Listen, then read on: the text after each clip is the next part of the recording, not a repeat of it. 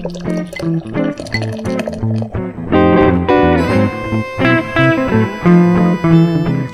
in my day, we used to just drink our beer. We didn't have none of this fruity, flavored, different colored labeled shit. It's just brown in a can.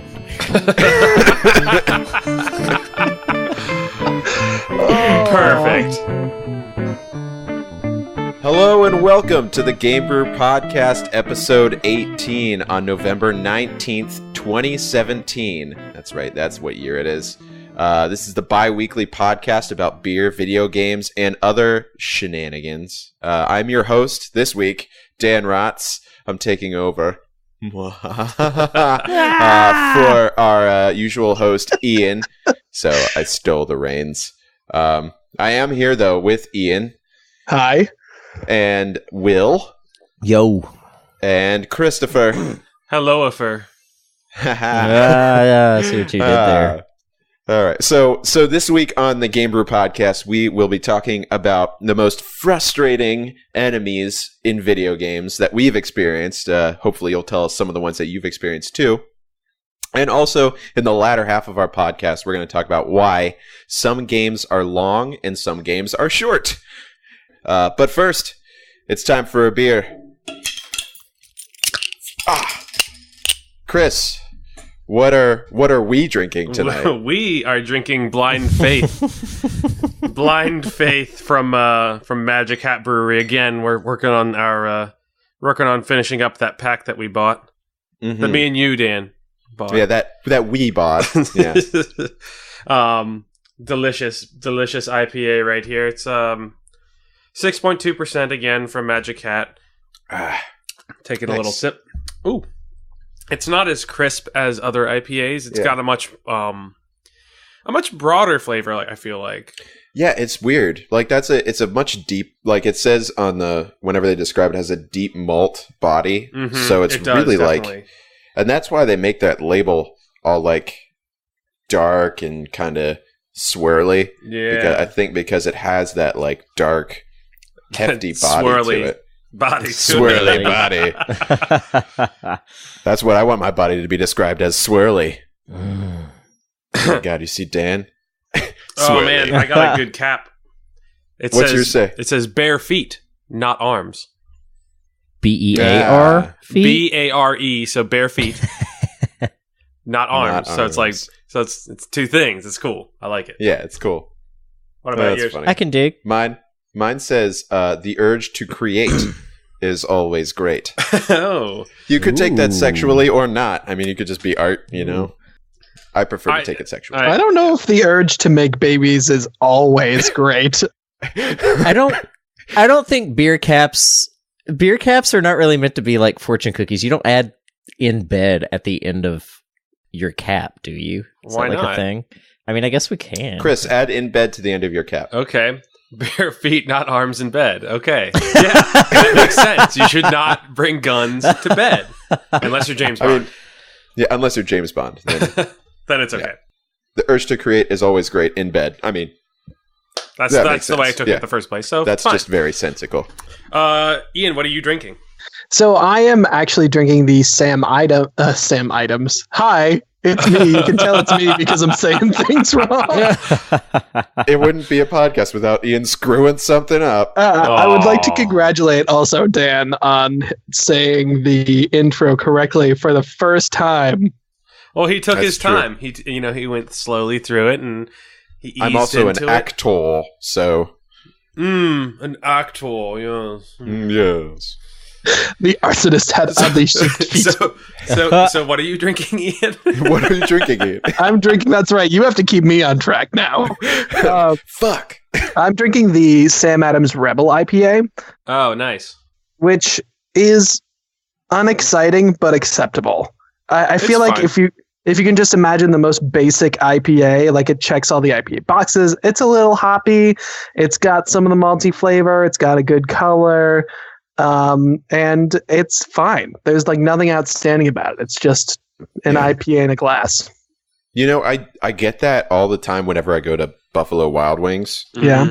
Because they usually have it there. And since I like IPAs, I'm like, I get a Rebel IPA, you know? And so, yeah, and because it's like nice and kind of even. I like on taps. It comes. They have like the spray can. I think it looks cool. Yeah, it's pretty cool. And Will, what are you drinking? Chimay Gold. Chimay. This is the last of my Chimay from like months ago when we did the Chimay episode. Yeah, that was the one we did with Long Lost Heroes. Yeah.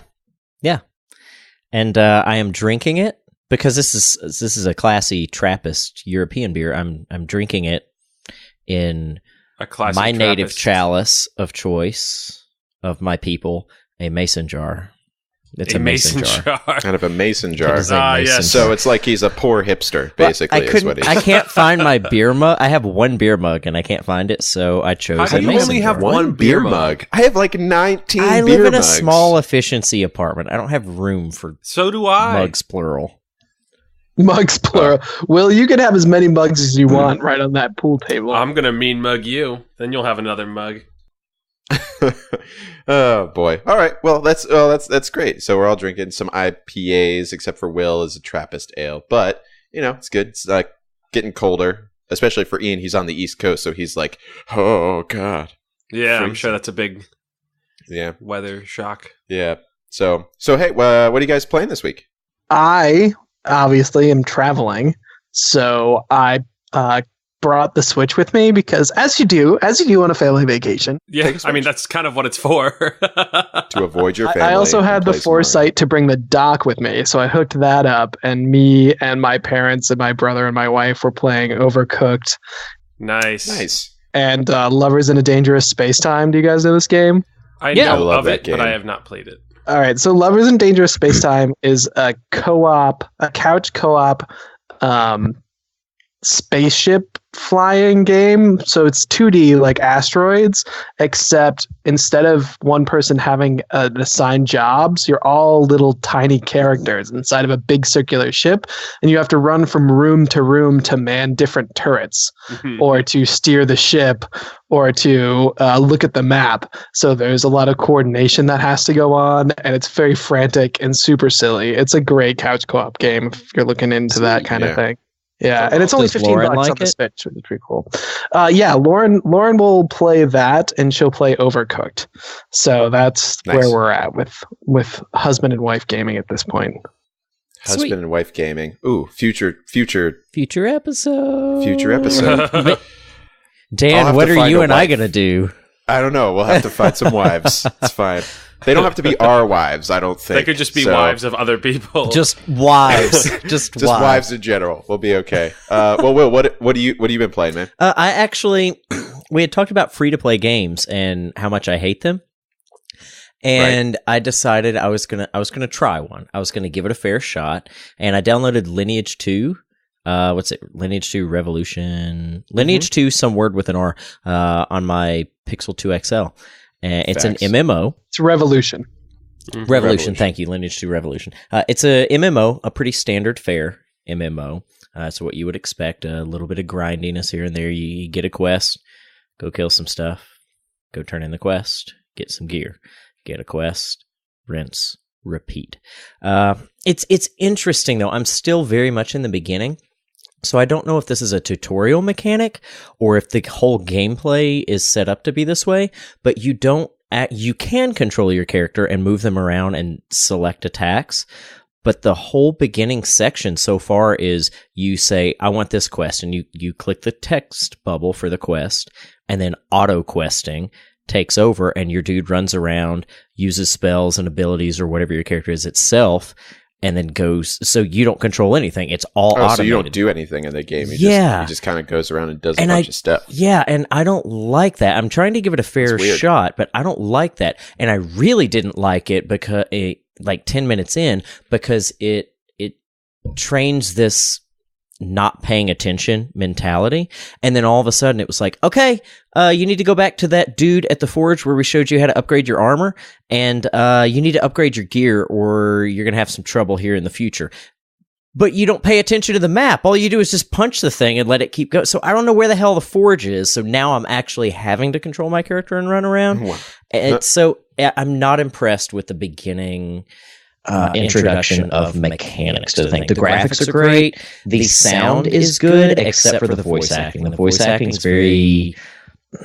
I don't want to say subpar. We'll just say it's really good for a game on a telephone. It's really good for a game on a telephone. It's not subpar. It's almost par. It's almost. It's so it's like by definition would be. So it's just like subpar. a bogey. It's not old Tiger Woods. It's new present day Tiger Woods. It's just not quite as good. Not quite as good. So I'm looking at some videos and stuff, and there's definitely like a race of characters in this game that basically looks like little kids. I guess so. To be honest, I just kind of went through the character creation process very quickly. It's very limited, and the customization options are very limited. They're all predetermined. You get like 3 of each thing, and I just kind of selected a dark elf rogue, more or less, and just went straight through it. So. Yeah, so there's this little pigtails girl thing in here that also does like the stereotypical MMO thing where girls and women's clothing is basically armor is basically like a bra. Yeah, it's no clothes. But it's like little kids. This is a little. That's a little weird. It's not weird. It like makes me want to boycott. Yeah, get out your sign. Hey, get out your signs. Everyone, get torches and pitchforks. Get them out. There we go. All right.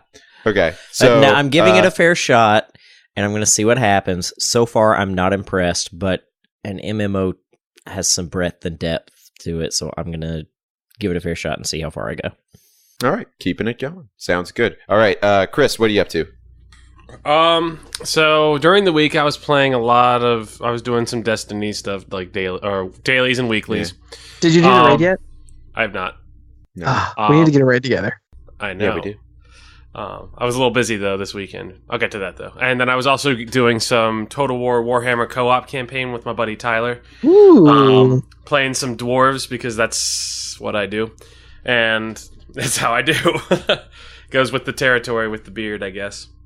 So I was really enjoying that. I think it's a lot of fun, and they've really expanded. Like the Total War formula works really well with the Warhammer idea, like the gameplay and stuff, and it's really cool because usually with Total War games, most of the armies that you fight against are very similar to the army that you have. This, you can, like, if you're dwarves, you can fight orcs, and they're completely different. Like, they don't have as many like guns or as high defense troops or like troops that'll stay in line, but they'll just have a ton of them, and they'll like have a lot of charge bonuses and stuff like that. Or if you're fighting vampire counts, they'll be undead, so they won't ever drop away. But if you kill the vampire that's holding them together, eventually they'll just like fall apart. So it's just like every faction has a very different play style, and I think that's really cool. So I've been playing that, but then also this weekend I went to PAX Unplugged. In Philadelphia, which was super awesome. Got to try out a ton of different board games, card games, and stuff like that. Some of the highlights for me were Boss Monster, which Dan talked about like probably 10 or like a long, like one of our first episodes, I think. It's a great, fun game that you can play with, I think, 2 to 4 players. And basically, the premise is you're trying to attract heroes in town to come to your dungeon and then try to kill them, and you're trying to get the most kills possible. Right, because you're then the you boss try to monster. mess with the other dungeon guys. Because heroes get remembered, but legends never die. Well, boss monsters never die. Well, hopefully. Well, maybe. Hopefully, sometimes there is an expansion that you can get that's for 5 to 6 players. Which is kind of cool too. If you have like a bigger group of people, is that what you got? So Dan also went with me. Dan, did you get that this weekend, or did you just get? No, I got 2 of the like just normal expansion ones, but there is a 5 to 6 player expansion. I mean, technically, I could use this as a 5 to 6 player expansion because there's more heroes and stuff like that. I have to go to my local games place and get the Boss Monsters, the next level. Yeah, the second one that came out. Yeah. So that's the Gameskeep in Westchester. If you're from the Westchester area, go in, check it out. It's freaking sweet. Lots of games. Ian, were you about to say something? I was just going to say that I really think that people who dig video games, if they haven't tried to get into tabletop gaming should definitely give it a go. Oh my god! I just like a lot of the best gaming experiences that I've had, which is not to diminish video games at all, but a lot of really great gaming experiences that I've had around a tabletop. And it's something where when we're talking about games, especially with video games, there's all this like flash and like glamour and glitz, and inside of that, some of the actual gameplay core mechanics and experience get lost. But tabletop games live and die based on how fun they are. And I think that's huge. Well, and also I think there's a aspect of being able to, if it's not fun, you can change it. It's within your power to change it and make it fun. Oh, that's true too. I didn't think about that. That's true. Yeah. Or get some new friends to play with that are more fun. That too. Plus add alcohol, Oh yeah. I mean, that one like game. Drunk Quest, yeah. Oh, Drunk You do that Quest. to It was everything. basically Get Munchkin that, with alcohol, so you like Munchkin, you have to like try to kill different monsters, and that's how you level up. In Drunk Quest, to kill monsters, you have to drink. That's awesome. Like this may be a purchase that we use on the podcast. I was going to say, we That need to would do a be- Drug that Quest would be so much live fun. We cast. Oh should my do God. Our that. time Doing it. has come. Oh my god, people would love Putting it in. that. That would be great. Putting it in. It's in the notes. Okay. All right. Well, I'll tell you guys what I was playing this week. It's not very exciting because I talked about it last time on the podcast. Was The Evil Within 2. Mhm. Oh, yeah. Kind Are you still cooking alive? through that. I'm still alive. Still terrified. I was really worried that it was going to stick in this one locale the whole time. Yeah. But then I beat the first boss and like everything changed. So I was like, that's a sigh of relief kind of thing. Because I was kind of getting a little bored in that area that I was in. But then it changed. And that's a good game, whenever it, like, once you get kind of complacent with it, it changes so that you can still be challenged or still have fun. Yeah. With that kind of stuff. Lots of revelations and things like that happening too with the main character. It's pretty good. It's scary. Still like jump out at you scary. So my cats keep scaring me because they like make noises behind me whenever That's I'm great. playing it. I'm like, oh. Did you? I can't remember. I don't think I asked this before. Did you play the first one? Was the did. first one worth playing?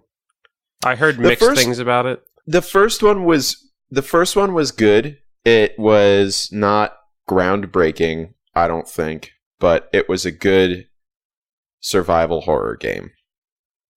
So I would play it. It's probably not super expensive. Yeah, I'll probably pick it up on the next sale or something.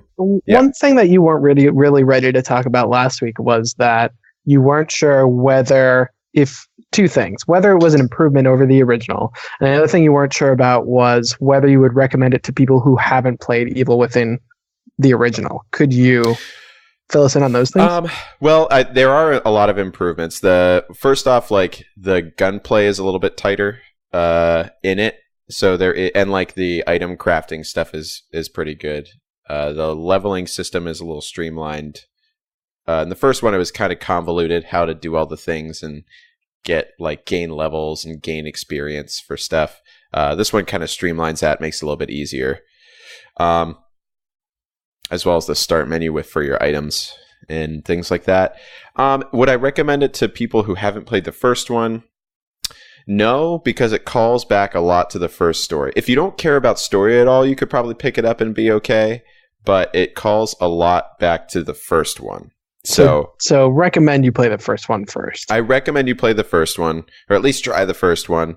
It's a little bit older, but not dated. You'd still be okay playing it. Okay. Yeah, play the first one, then play the second one. I mean, I'm 10 hours in, and I'm like almost to the second boss in the game. So that's pretty good. Pleasantly surprised by the amount of content so far.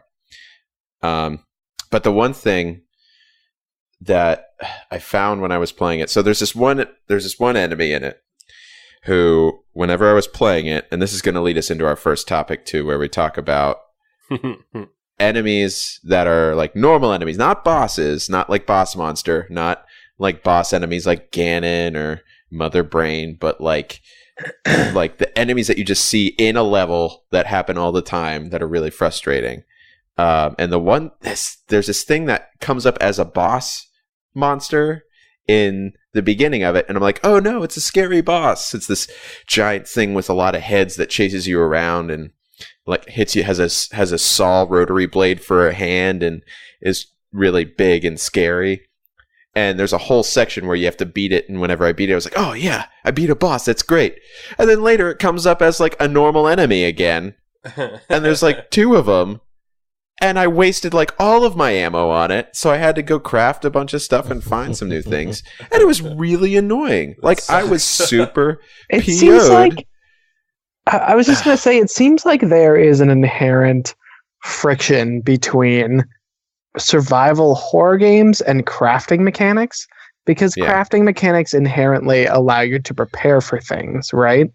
And survival horror games are all about you not being prepared or barely being prepared for the situation. So do you feel like when you're in trouble, you lean on crafting mechanics and that kind of makes things a little bit boring, or does it work?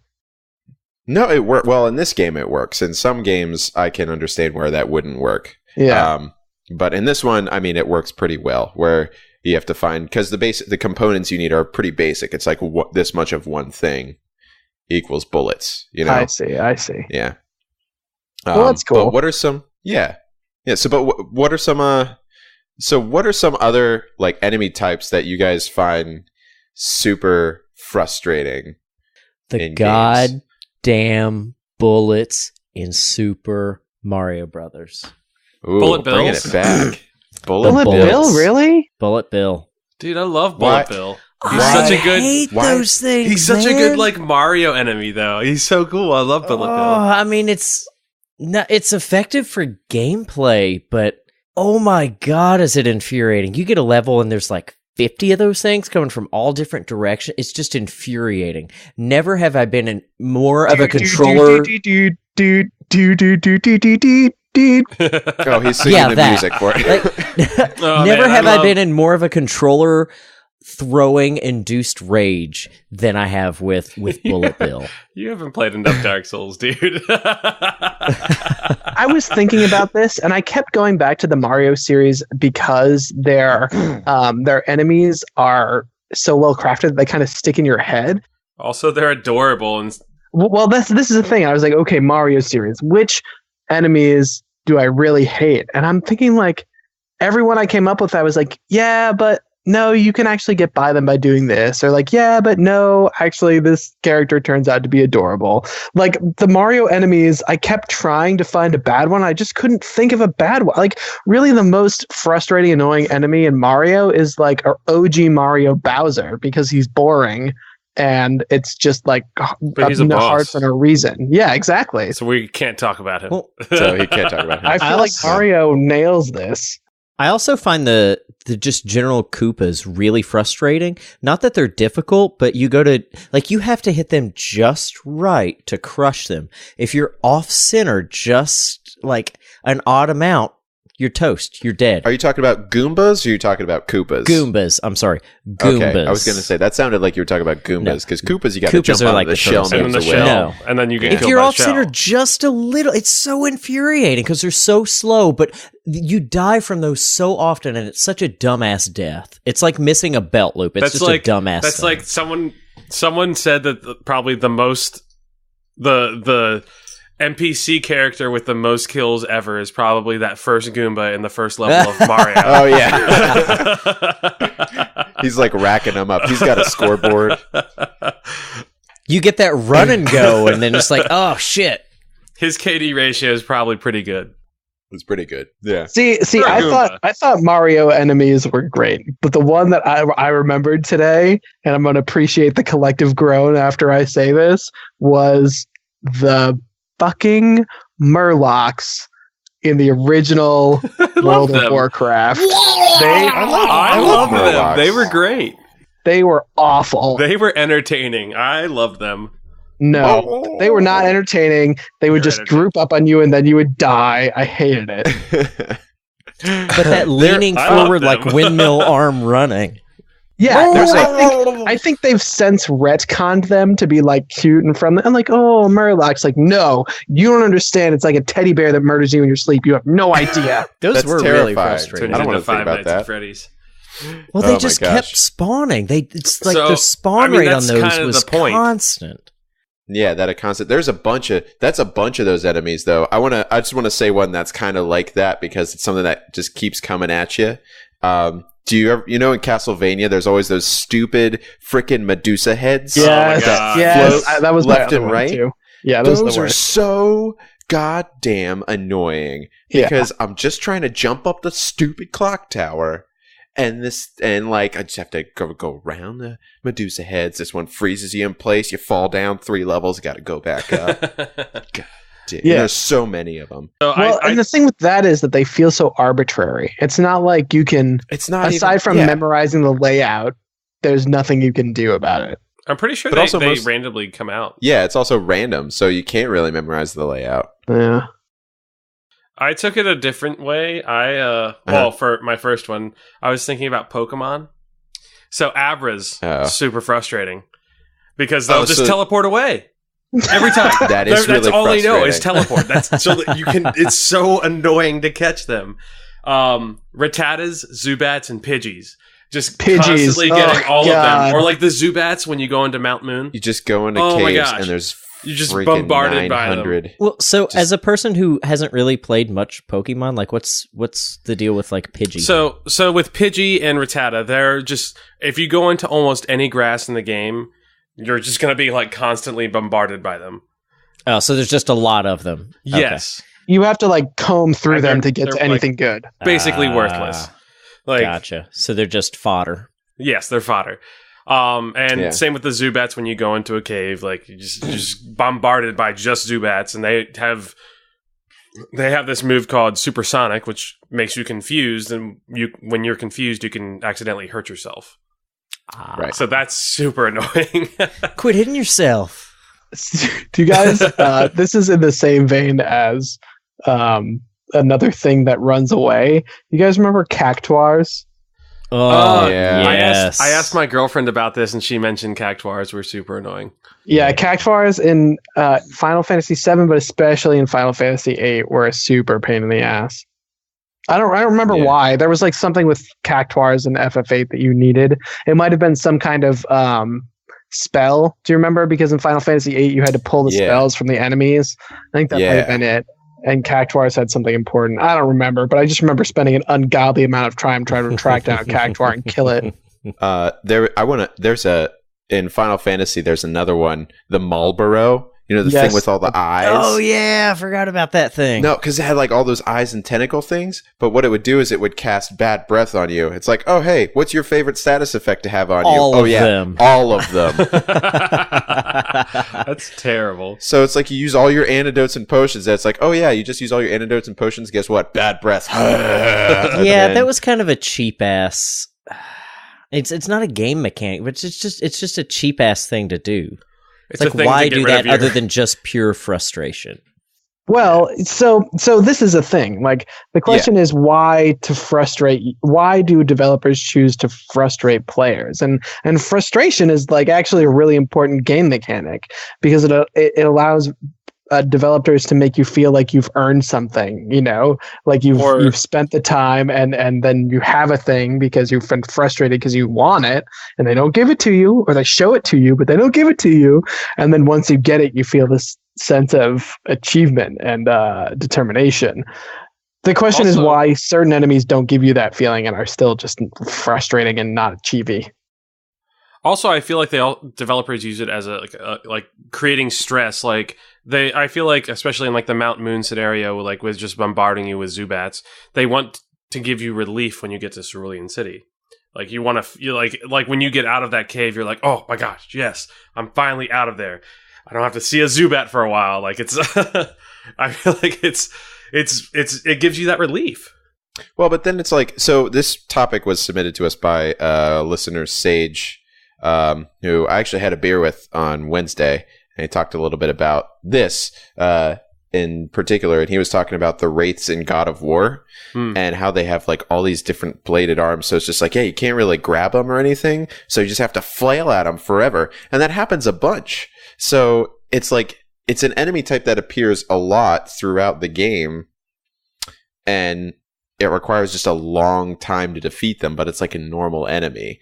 Is that like is that a ploy to like for that stress release type thing also, or is it more just a like build up the game hours kind of think thing? In like, that particular game, those enemies are frustrating the same way that Shadow of War enemies that are kind of like invincible to everything are frustrating. That's more of our game is based on combat mechanics. We need to find another new thing for the player to learn to do and then be good with. Than it is sort of building an expectation of reward, because as I recall in that particular instance, it's not like they give you anything special when you kill them. It's just like another thing that you need to learn to do. Just like when they introduce a new enemy type in the Rocksteady games, you're like, oh, I have to jump over his head first, and then I can get him up, kind of thing. Yeah, I was just thinking about that, like the stun guys in Batman, or the guys with shields. Which, like, the shield guys are so annoying to me for whatever reason. I don't know why. Or, like, even in Destiny, too. They're just, like, and like, it's probably good because it makes you do something. Like, it breaks up the monotony a little bit. Yeah, it forces you to change your style of dealing with the issue. I think the thing that bugs me about certain frustrating enemies is when they don't seem to serve any particular purpose and there is no reward afterward. So like the hobgoblins in Destiny 2, they piss me off because they just, for no particular reason, turn immune in the middle of you killing them, and then it turns off, and then, okay, you can kill it now. So it's basically like, I'm an immune to everything countdown timer, which seems like a super lazy mechanic that's just there so that you can't take out snipers super fast. Like, give them a shield or give them a smaller hit point to make it harder to snipe them back out. Like, do something else that's more creative than just like, oh, you can't kill me now. Oh, can't kill me. Can't kill me because I'm orange. Yeah, those can't kill. Well, there's some. We were talking about a couple weeks ago. We were talking about Fallout New Vegas, right? And remember the Cazador from that? Oh yeah, those are pretty terrible. It's that freaking bug. But like, those aren't. They're these little like death flies, basically. They're like bloat flies, but super terrible. And fast. Basically, if you see it, you just run the frick away. Yeah, because that thing's impossible to kill. Well, the only way to kill them is with VATS. Like, you have to use VATS. Yeah, because they're so quick. And what reminds me of that is, do you remember Sabercats in Skyrim? I would just like be running along in a field, and like randomly a Sabercat would just jump on me and I'd die, and I'd be like, what just happened? Like. That no one else had that issue with Skyrim? Really. No, I never had that. No, I usually killed the Sabercats all the time. Maybe you're just not really. Maybe I'm not attentive? A sneaky person. I guess I don't know. You're not very sneaky. No. Oh gosh. Just me and my Sabercats. Just me and my Sabercats hanging out. Oh boy. Anybody else have anything they want to throw in there? The only other thing was that I was going to say is that the other enemy that tends to be very frustrating to me is anything that runs directly at you and then blows up. That also, for some reason, is like really frustrating for me. It can be, yeah. Well, yeah, but that's also like a quick reflexes thing. That's one of those. That's one of those enemies where it's just like where I'm guessing game developers are going to be like, yeah, they're used to shoot. They're like aiming really close and shooting things in the head. All of a sudden, ooh, explodey things. You know, and that makes you think on your feet real quick. I don't like them. They frustrate you. You are very frustrated by them. It also reminds part of me the topic to bring it back round full circle. In Pokemon, Electrodes and Gravelers, when they would just explode on you.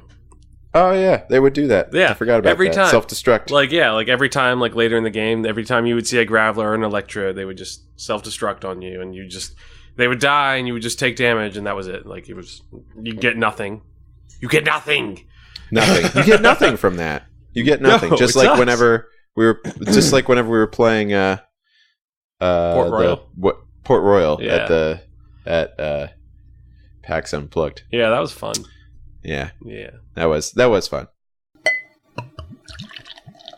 All right, Game Brew fans, so why don't you tell us what type of enemies frustrate you in video games, and whether you think it's justified or not from the game developers, or if it just frustrates you. Share some stories on our Facebook, send us an email, I always read them, I promise, or, hit us up on Twitter at The Game Brew and Instagram.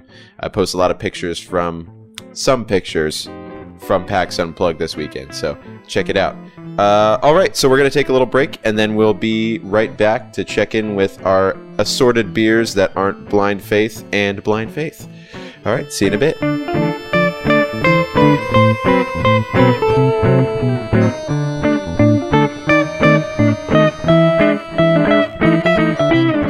And welcome back to the second half of the Game Brew podcast. Here we are going to talk about the length of our games and whether it's is it something that's like, are longer games good or shorter games good, all that kind of stuff, but first let's check in with our assorted beers, since me and Chris are drinking Blind Faith and Will and Ian are disappointments. We'll start with that. So Chris, how's your Blind Faith treating you?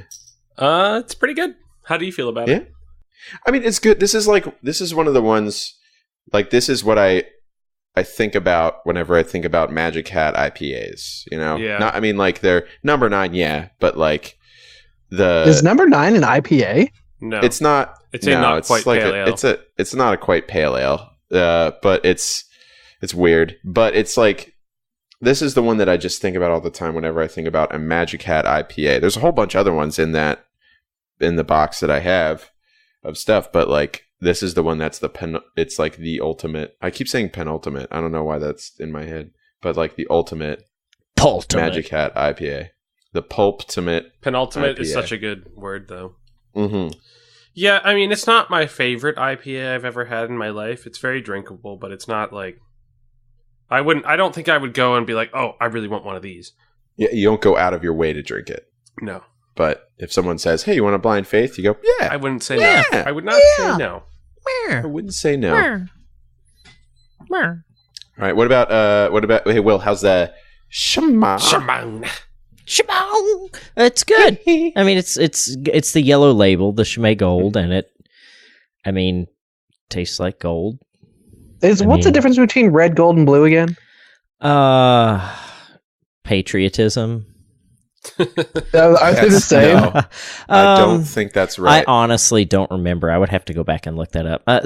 It's thick, like the rest of the Chimays are. Like, it's almost like Guinness. It's kind of like drinking a small loaf of bread, but a flavorful loaf of bread. It's good. It's the smoothest of the Chimays I've had yet. The others, the red and the blue, have like a bitter kick to it. This one definitely did not. There was no bitterness, just smooth from the minute it hits your palate until it leaves your palate. Nice. It's definitely a lighter color, right?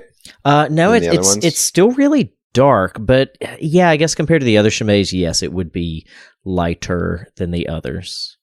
But Yeah. that's not saying much, because all the Chimays are like quite opaque. Okay. I enjoyed it. If you're going to go for smooth and you want to try a new beer and you want to get into the Trappist beers, Gold is where I would start. If you don't like bitter, you're not going to like the red and the blue. Apparently the red one it says it's a copper-colored ale which boasts flavors of apricots, brown sugar, and nutmeg. And the gold one is much more your standard kind of Trappist beer. So it's more along the lines of malted barley, sugar, hops, yeast, with a little bit of bitter orange peel and coriander. Oh, orange peel and coriander. There you go. Oh. Name your firstborn that. Coriander? No, orange peel and coriander. Orange peel and coriander. Oh, it's rough. Yeah, why not? Sounds great. I'm drinking the Rebel IPA, which it's so-so. Honestly, there are so many good IPAs out there that I would recommend you go drink something more fun than this. It's fine. Yeah. It's drinking fine. beer. Basically, any other IPA will be more exciting, though. That's a beer for drinking. Yeah. Drink it. You put it in your body, you drink it. That's like my dad says all the time that he's just like, I think PBR is my favorite beer. And I'm just like, what? I don't know I about mean, that. I would put Natty Boh in my top 5 just because I've had Okay, so but many. Natty Boh has flavor. It's basically the same as PBR. I'm not gonna lie. No, the only reason that pretty people similar drink to PBR, PBR. it is not. PBR is only a beer for people who drink beer in like Richmond. No, I have Natty Boh up here in Pennsylvania now. And it's Well, the he's talking about best thing. PBR though. If you had a choice Yeah. between PBR and Natty Boh, which one would you choose? Natty Boh. I would choose Yeah. Natty Boh. Yeah, Yeah, but like, for sure, I mean, Natty obviously, Boh. I would choose Natty Boh. But I have a choice between PBR and Bud Light. I choose PBR. Yeah, I'm. All I'm saying is, if we're talking cheap and light beer, and you put a bunch of choices in front of me, Bud Light, Miller Light, Coors Light, maybe like a Corona Light, whatever else. Isn't Corona in general pretty light? Yes, but I'm just saying There's still a light version of it. there is. But if you put all those in front of me and also included PBR and Natty Bohemian in the mix, I would choose Natty Bohemian. There's just like there's more flavor in a Natty Bohemian than something else. I think it's the malt they use. I think it's the Natty Boh guy. For people who aren't from Baltimore, where could they get Natty Boh? Because I had never heard of this until you guys introduced me to it. Because I'm not from Baltimore. I don't know if you can. Yeah. I mean, it just recently came up to Pennsylvania. It's spreading out from Maryland, but it used to be based in Baltimore. It's now not brewed in Baltimore, but they're big. Like I think they sell like at least 90% of Natty Boh in Baltimore. Sorry, Or in Texas Maryland. fans. Yeah, Yeah, sorry guys. sorry. But Well, the European listeners, they don't care about any of this shit right now. They're just They like, they got the good these shit dumb over there. American beers they're drinking are so stupid and light. weak. They only drink them in That's water. 3/4 pints. That's stupid. it's water. It's bollocks. But anyway, We digress. but anyway, let's. We digress. I real hard right digress. there. Let us move on to a second topic of the day. I'm stuck in this accent now, where we compare the length of our games to see, but not so much comparing. It's more about, like, I want to start with a conversation like, what type of game do you find yourself playing? Are you more apt to play the shorter games, or are you more apt to play the longer games? Will, I want to hear your opinion. Let's do a little round table for that first. I go for the medium length games because I want The medium. enough. Wasn't an option, but that's okay. Well, I don't want to. I don't have time. We've talked about this before. I don't have time you like to the sit short down games? and dedicate 120 hours to a video game. Like The Witcher 3, I would love to play it. Don't have the time. Not going to happen. Let alone, the campaign, let alone the 60 to 80 hour DLC. I can't.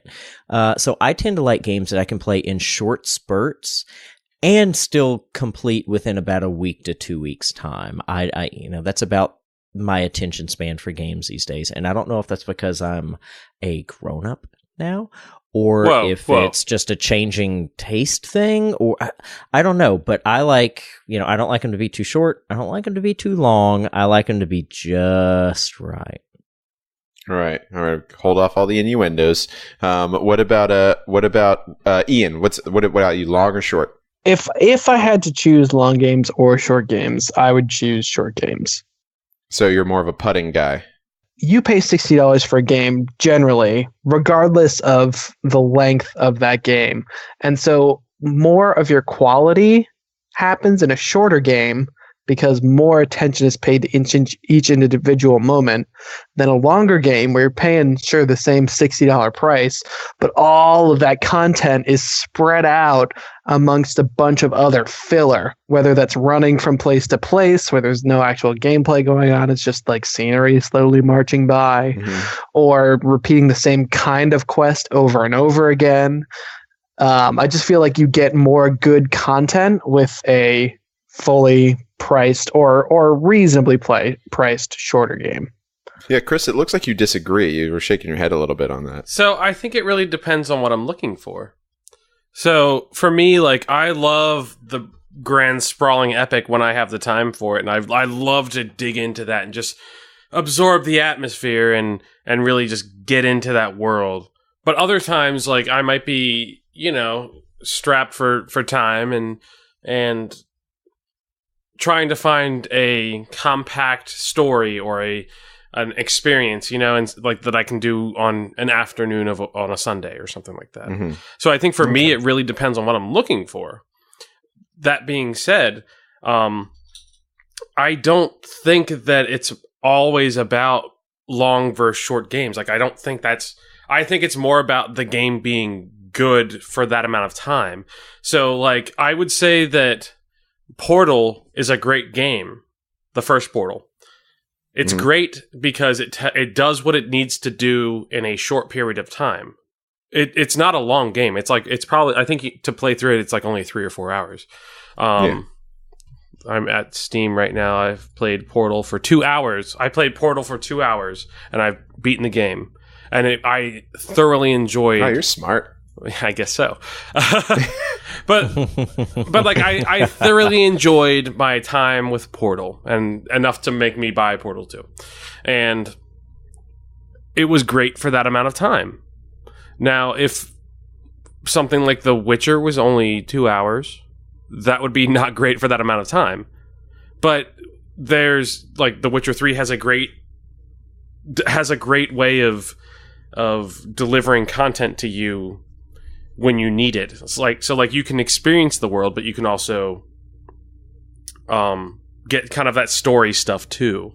So it's like, I think it just really depends on the type of game. Like, you wouldn't want to have, I think it's more about the game type to the game length rather than just saying like, oh, this is a short game, this is a long game. Well, I mean, I don't know about that.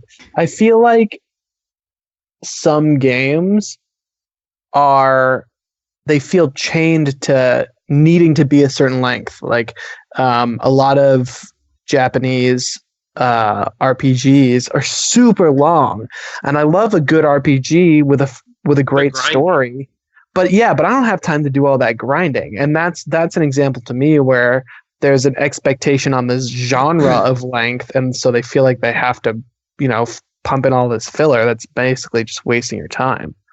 It's a good way to gauge what is a good game that is long and what is just a long game, because it's about the quality that it puts in there. I tend to find myself somewhere in the middle where I play games that aren't necessarily long or short, but have a lot of replayability about them. Like Dead Cells, I keep going back to that all the time because there's not really a beginning and end, or at least there's not that I've reached because I'm really bad at it. But it's something that I can keep playing. The loop is super satisfying. Right. Or Faster Than Light. Dungeons of the Endless. So roguelites. Yeah, those are games that don't really have a length for it. But I mean, that's it kind of leads into what I want to talk about next in part of that, which is, does the length of the game appeal to you whenever you're buying it? Because I know for me, so I bought The Evil Within 2 for a little bit less than $60 because I got it through Humble Bundle, and since I get a slight discount on that, I got it through their Humble Bundle. Best thing ever. Well, never mind. Well, we can talk about that later. Yeah, get your IGN stuff out of here. All right, it's still great. It's still good. For now, it is still good. Yes. Okay. All right. Let's get the for nows out of there. So whenever I bought the game, I thought I was hoping that it wasn't just that first area I was going to be in, because I'd only spent about 6 hours on that game, and after I spent that 6 hours, I was like, I really hope that that's not like the length of it. Like, I hope there's more after this, because I feel like I'd kind of get gypped out of my money if I didn't spend any more time on it after this one section. So I'm really glad that there is more to that game. I don't. You had mentioned, do we look at game length as part of our purchasing process? And I never consider that unless it's a really long game. If I know it's a long game, I'm probably not going to get it unless, I have like several weeks to dedicate to nothing but that and nothing else to do. The pith of a game for me has nothing to do with length. It's all about gameplay and just enjoying the experience that I'm in. But I do know that if it's an elongated experience, exceedingly so, I'm not going to enjoy that because I feel like I'm going to have to dedicate such a huge chunk of my time to that, and I'm just not in a position to do it.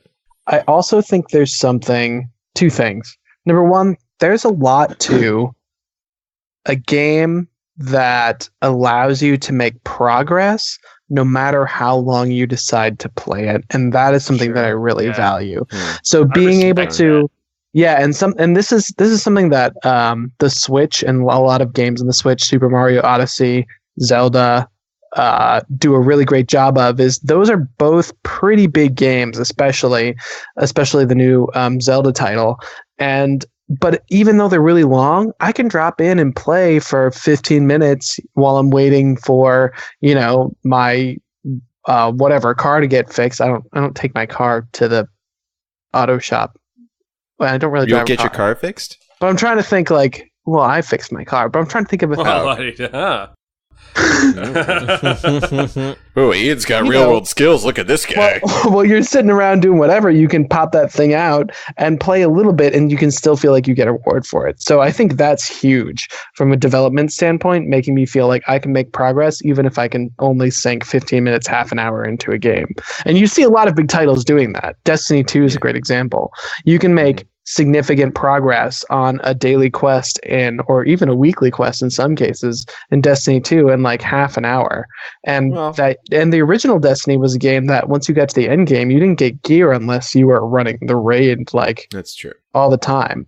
So I think that's a really great thing for them to do. I think the other point that really needs to be considered is that there's also, and Chris brought this up a little bit, but there's also a really important connection with price point when it comes to length, because length sort of has an equation where it equates to like the substance of what you're getting. Do you know what I mean?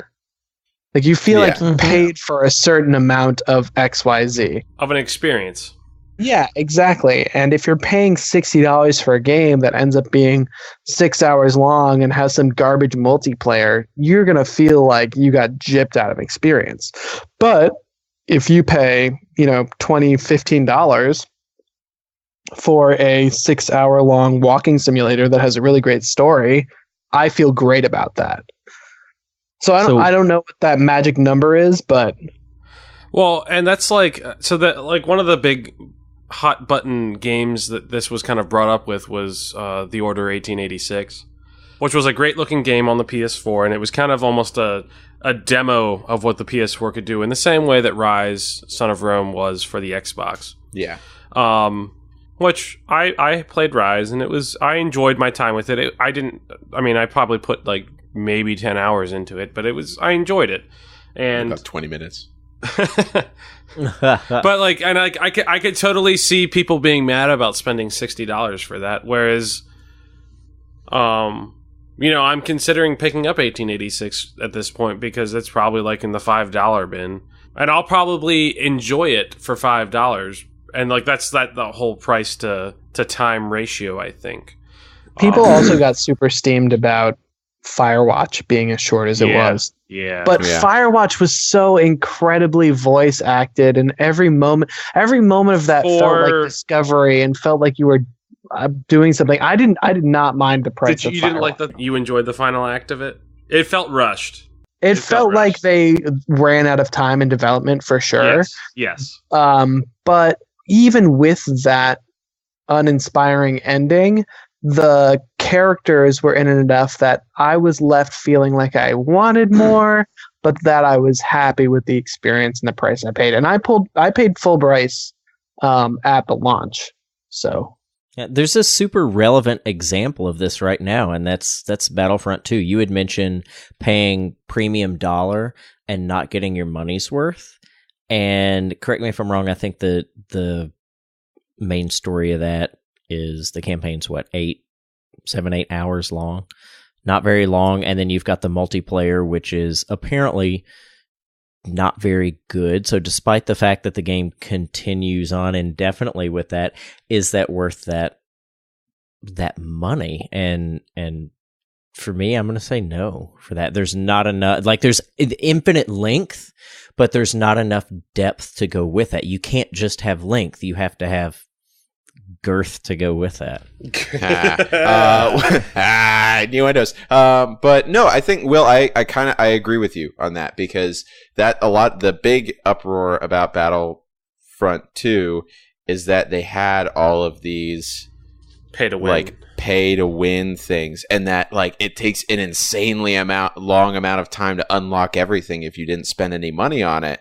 And that's like is it really worth the $60? Well, I don't even mean that. I just mean in terms of if you've read about and looked at the level design and what they've implemented into the gameplay, they really haven't implemented anything new, and the level design's very lackluster, and there's nothing there that wasn't already there in the first Battlefront.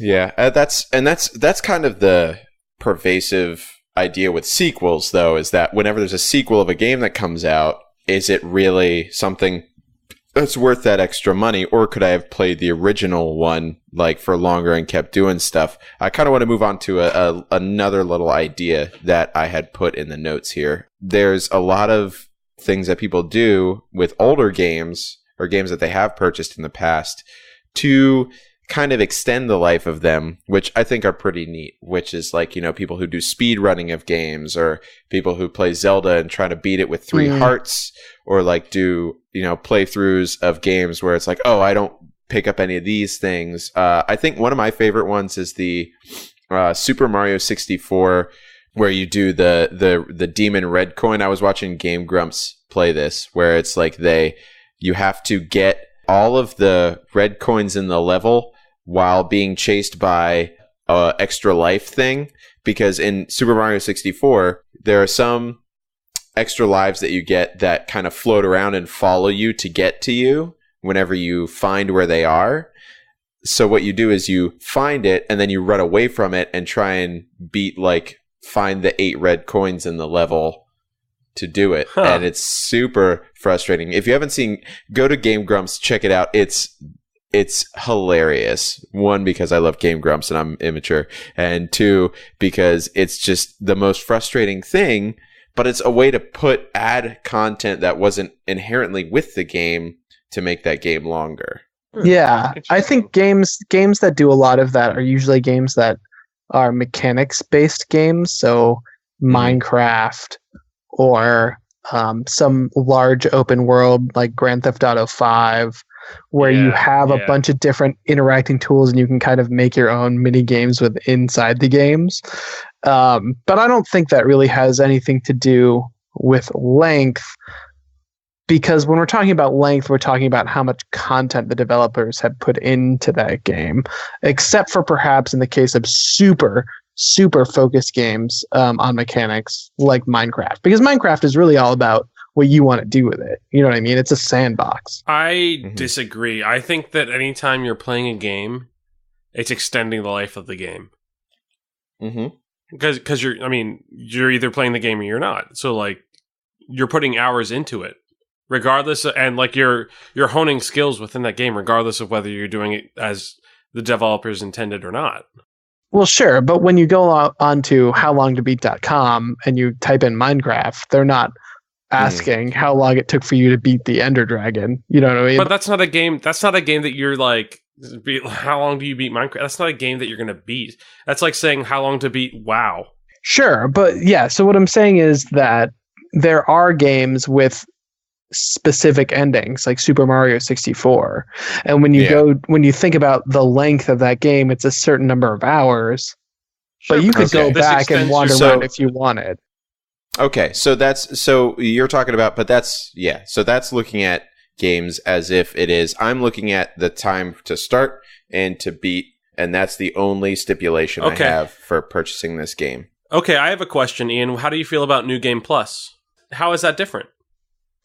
In most games for me in New Game Plus, it's not really a turn on for me, because I've seen most of the content that's there to see. It's different for different people, and Chris, I take your point that you could find things in games that make it interesting, but then that seems like my game. Like, you gave me the tools, sure, but I made up this game.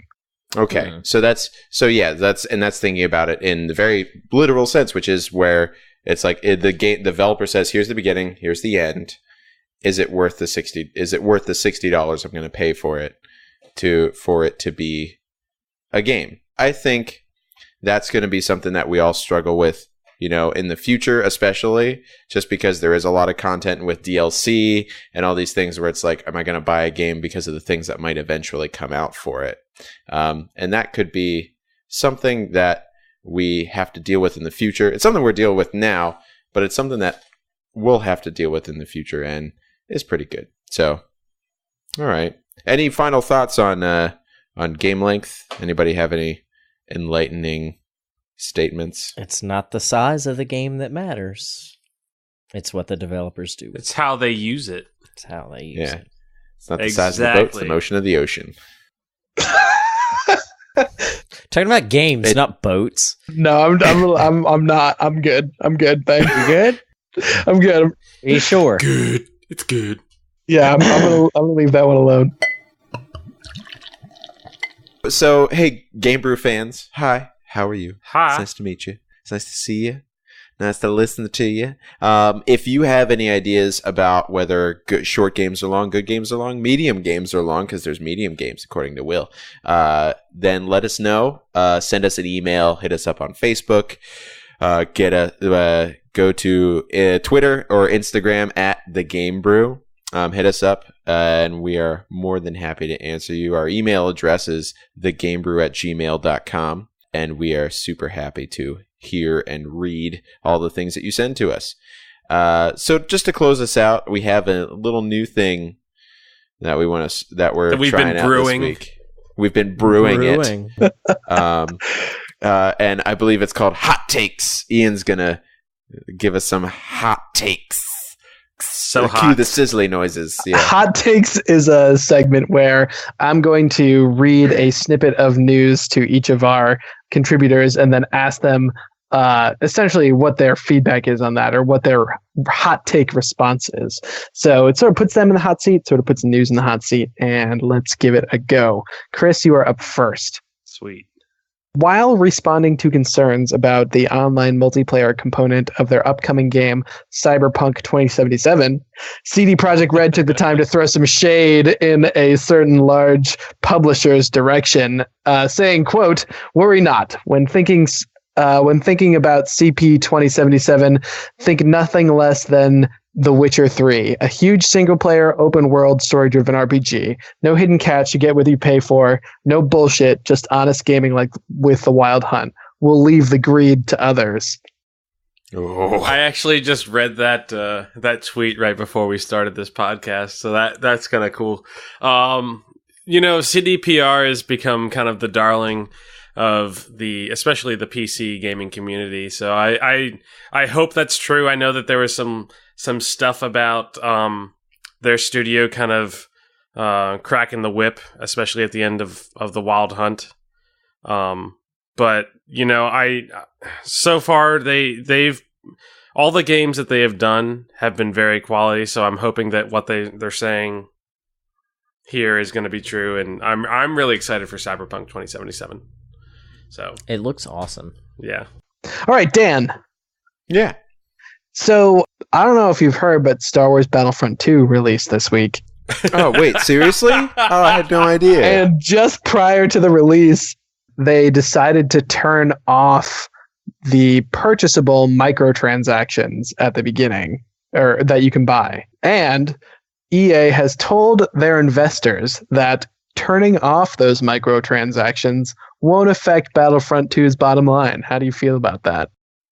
It's just such a corporate answer. I feel so frustrated by EA most of the time, because it's like all they're doing, it's like this big business. They have no it feels like they have no heart in the games anymore. It's almost like it's just about the money, and that's all it is. So whenever they have the Star Wars license, it's all about the Pentiums, baby. Nice. Nice. It's like whenever they have the ability to make money, it feels like they're doing that, and that's really frustrating. Because like Battlefront, I remember the old ones, 2005 version from 2005, Yeah. and those were awesome. They were games. so great. Actually, they were so fun. They were simple but fantastic.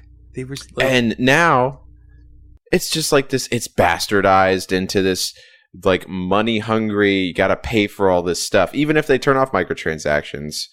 It's still like the intent is there. You know, it's like saying, oh, I'm not going to stab you, but I still might stab you. Yeah, but I'm going to stab you. So it's... You summed that up quite well, Dan. Yeah.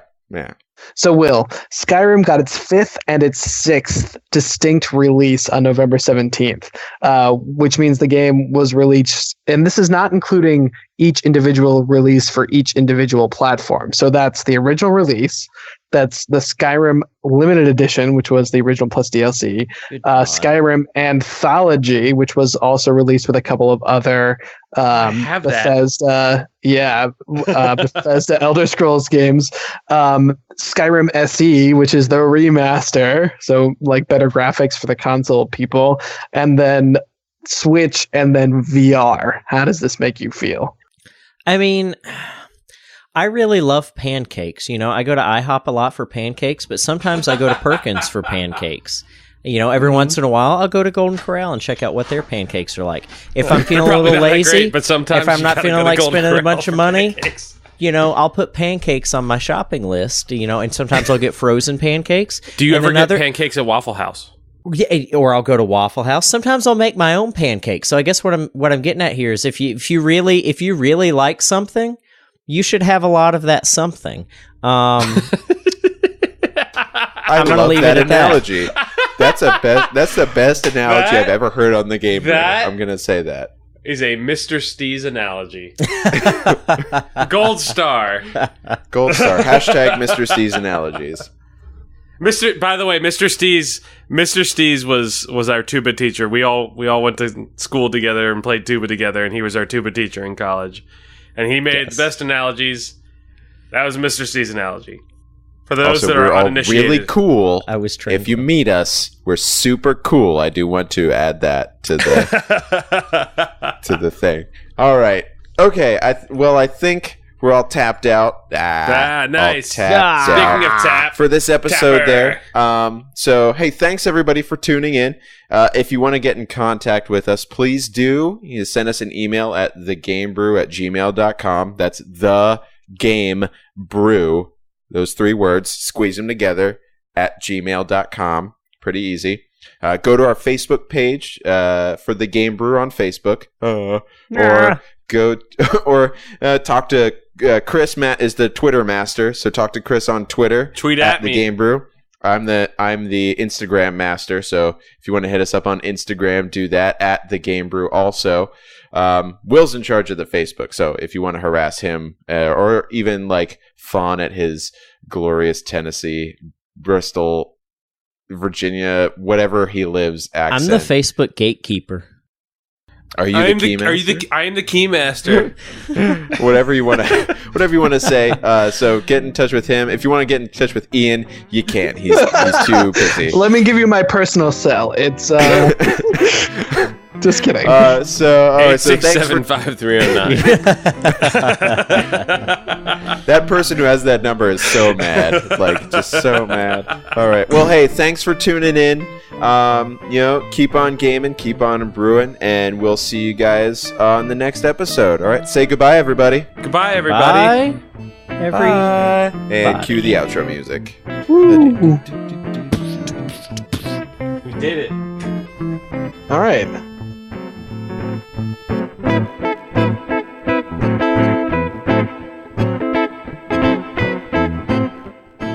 If they made it a film, would they call it a movie? Sorry, that was an utterly bad pun. Sorry, I'll try not to keep milking this for too long. Oh my god.